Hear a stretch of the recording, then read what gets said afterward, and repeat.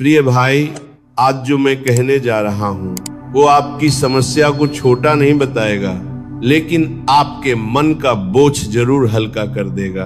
अगर आज आपके जीवन में सब कुछ उल्टा हो रहा है, अगर मेहनत के बाद भी परिणाम नहीं मिल रहा था, अगर बार बार टूटने का मन कर रहा है, तो एक बात ध्यान से सुन लेना, घबराना मत, क्योंकि जीवन में जो भी होता है वो भगवान की अनुमति से होता है और भगवान कभी भी किसी के साथ अन्याय नहीं करते। आज आप जिस दर्द को सजा समझ रहे हैं, वही दर्द कल आपकी सबसे बड़ी शक्ति बनेगा। बस इस वीडियो को अंत तक धैर्य से सुन लेना, क्योंकि अंत में आपको अपने हर सवाल का उत्तर मिल जाएगा। प्रिय भाइयों और बहनों, मनुष्य का सबसे बड़ा शत्रु बाहर नहीं होता। मनुष्य का सबसे बड़ा शत्रु उसका डर होता है। जब जीवन हमारी अपेक्षा के अनुसार नहीं चलता, जब परिस्थितियां हमारे नियंत्रण से बाहर जाती हैं, तब मन घबरा जाता है। लेकिन आज मैं आपसे एक बहुत सरल बात कहने आया हूं। घबराना समाधान नहीं है। भाइयों, ऐसा कोई मनुष्य नहीं है जिसके जीवन में कठिन समय ना आया हो।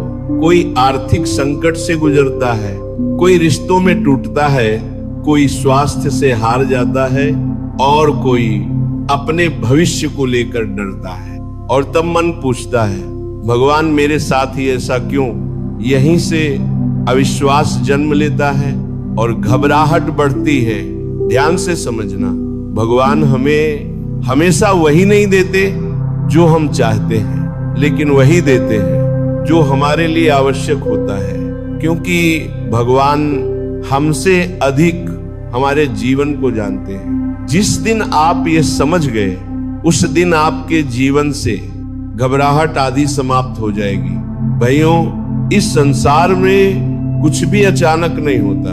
हर घटना के पीछे कर्म का नियम काम करता है। जो आज आपके साथ हो रहा है, वह या तो पुराने कर्मों की सफाई है या भविष्य की तैयारी, लेकिन कभी भी ये दंड नहीं होता। मनुष्य जब सुख में होता है, तब वह भगवान को भूल जाता है, और जब कष्ट में होता है, तब भगवान के पास आता है। इसीलिए कष्ट हमें तोड़ने नहीं आता, हमें जगाने आता है। जिस दिन आपने कष्ट को गुरु मान लिया, उस दिन जीवन बदलने लगेगा। मन घबराता है क्योंकि उसे परिणाम जल्दी चाहिए, उसे नियंत्रण चाहिए, उसे अपनी योजना पर भरोसा होता है। लेकिन जीवन हमारी योजना से नहीं, भगवान की योजना से चलता है। एक किसान को देखिए, बीज बोने के बाद वह रोज जमीन खोदकर बीज नहीं देखता, वह जानता है समय आने पर बीज स्वयं फल देगा। उसी तरह आपकी मेहनत का फल भी समय आने पर मिलेगा। घबराने से प्रक्रिया तेज नहीं होती। विश्वास का अर्थ ये नहीं कि आपको कष्ट नहीं आएगा। विश्वास का अर्थ यह है कि कष्ट आएगा, लेकिन मैं टूटूंगा नहीं। दोष है यही विश्वास मनुष्य को अंदर से मजबूत बनाता है। जो होता है अच्छे के लिए होता है। कैसे? आज आप जिस घटना को अच्छा नहीं मान पा रहे, कल वही घटना आपको बचा सकती है। कभी कभी भगवान हमें वहां से हटा देते हैं जहां हमें नुकसान होना होता है, और हम उसे दुर्भाग्य समझ लेते हैं। जब सब कुछ छिनता हुआ लगे, प्रिय भाइयों और बहनों, जीवन में एक समय ऐसा आता है जब लगता है कि सब कुछ हाथ से निकलता जा रहा है। जिस पर भरोसा था वो साथ छोड़ देता है, जिस पर मेहनत की थी वो टूट जाता है, जिस भविष्य की कल्पना की थी वह धुंधला हो जाता है, और तब मन कहता है अब क्या बचेगा। यहीं से घबराहट जन्म लेती है। भगवान कभी खाली हाथ नहीं छोड़ते। ध्यान से सुनना, भगवान जब कुछ छीनते हैं तो खाली हाथ नहीं छोड़ते।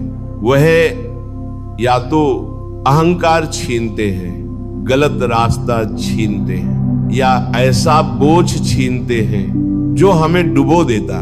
लेकिन मनुष्य छीनने को देखता है, मिलने को नहीं। यही हमारी भूल है। भाइयों, कष्ट का उद्देश्य आपको दुखी करना नहीं है, कष्ट का उद्देश्य है आपको मजबूत बनाना। जिस लोहे को आग में नहीं डाला जाता वह तलव आर नहीं बनता। उसी तरह जिस इंसान ने कष्ट नहीं देखा वह जीवन की गहराई नहीं समझ पाता। धैर्य कैसे रखे? सबसे जरूरी प्रश्न अब मन पूछता है। सब ठीक है, लेकिन धैर्य कैसे रखे?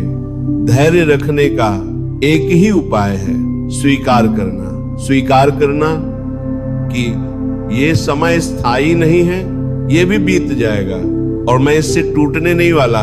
जिस दिन आपने स्थिति को स्वीकार कर लिया उस दिन आधी लड़ाई जीत ली। मन और डर का संबंध, डर हमेशा भविष्य से जुड़ा होता है। डर कहता है अगर ऐसा हो गया तो, अगर वैसा हो गया तो। लेकिन भविष्य आपके नियंत्रण में नहीं है, आपके नियंत्रण में है आज का आचरण।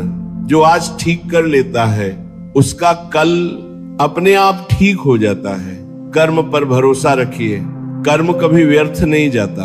आपका हर सही प्रयास, हर सच्चा प्रयास कहीं न कहीं संग्रहित हो रहा है। भगवान का न्याय देरी से होता है लेकिन अंधा नहीं होता, इसलिए फल नहीं दिख रहा। इसका अर्थ यह नहीं कि फल मिलेगा ही नहीं। भगवान देर क्यों करते हैं? बहुत लोग पूछते हैं भगवान सुनते क्यों नहीं? भगवान सुनते हैं लेकिन वह समय देखते हैं। अगर भगवान समय से पहले दे दे तो हम संभाल नहीं पाते, इसलिए वह पहले हमें तैयार करते हैं, हमारी बुद्धि परखते हैं और हमारे अहंकार को तोड़ते हैं, फिर देते हैं। एक बच्चा माँ से चाकू मांगे, माँ मना कर देती है। बच्चा रोता है, माँ को बुरा समझता है, लेकिन माँ जानती है ये उसके लिए ठीक नहीं।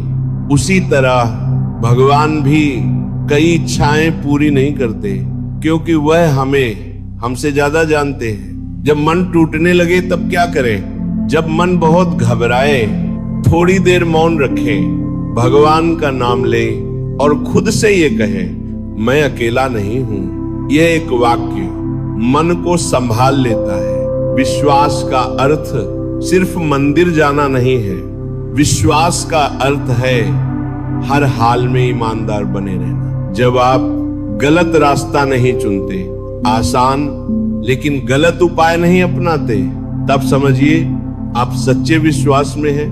विश्वास का अर्थ सिर्फ मंदिर जाना नहीं है, विश्वास का अर्थ है हर हाल में ईमानदार बने रहना। जब आप गलत रास्ता नहीं चुनते, आसान लेकिन गलत उपाय नहीं अपनाते, तब समझिए आप सच्चे विश्वास में हैं। जो टूटता है वही निखरता है। भाइयों, प्रकृति में देखिए, बीज को पहले टूटना पड़ता है तभी वह वृक्ष बनता है। अगर बीज कह दे मैं टूटूंगा नहीं तो कभी वृक्ष नहीं बनेगा। आपका टूटना अंत नहीं है, ये शुरुआत है। प्रिय भाइयों और बहनों, अगर आज इस वाणी को सुनते समय आपका मन थोड़ा भी हल्का हुआ हो, अगर आपके भीतर थोड़ी भी शांति उतरी हो, तो समझ लेना भगवान ने आपका हाथ थाम लिया है। जीवन में जो भी हो रहा है वह किसी कारण से हो रहा है, कुछ भी व्यर्थ नहीं है। इसीलिए घबराना मत, अपने आप को अकेला मत समझना। अगर यह संदेश आपके जीवन से जुड़ा हुआ लगा हो तो इस वीडियो को लाइक कर दीजिए। ये लाइक मेरे लिए नहीं, उस व्यक्ति के लिए है जो इस समय टूट चुका है और इस संदेश की उसे जरूरत है। अगर आपके परिवार में, आपके मित्रों में या आपके परिचितों में कोई ऐसा है जो आज कठिन समय से गुजर रहा है, तो इस वीडियो को शेयर जरूर करिए। हो सकता है आपका एक शेयर किसी की जिंदगी का सहारा बन जाए। अगर आप चाहते हैं कि ऐसे ही शांत, सच्चे और मन को संभालने वाले संदेश आप तक लगातार पहुंचते रहें तो इस चैनल को सब्सक्राइब कर लीजिए। ये चैनल मन को डराने के लिए नहीं, मन को मजबूत बनाने के लिए है। और अंत में मैं आपसे एक छोटा सा निवेदन करूंगा, कमेंट में लिखिए, मैं घबराऊंगा नहीं। ये लिखते समय आपका मन भी इस बात को स्वीकार करेगा। भगवान आपको धैर्य दे, शांति दे और सही मार्ग दिखाए। शांत रहिए, विश्वास रखिए, भगवान आपके साथ हैं। जय श्री कृष्ण।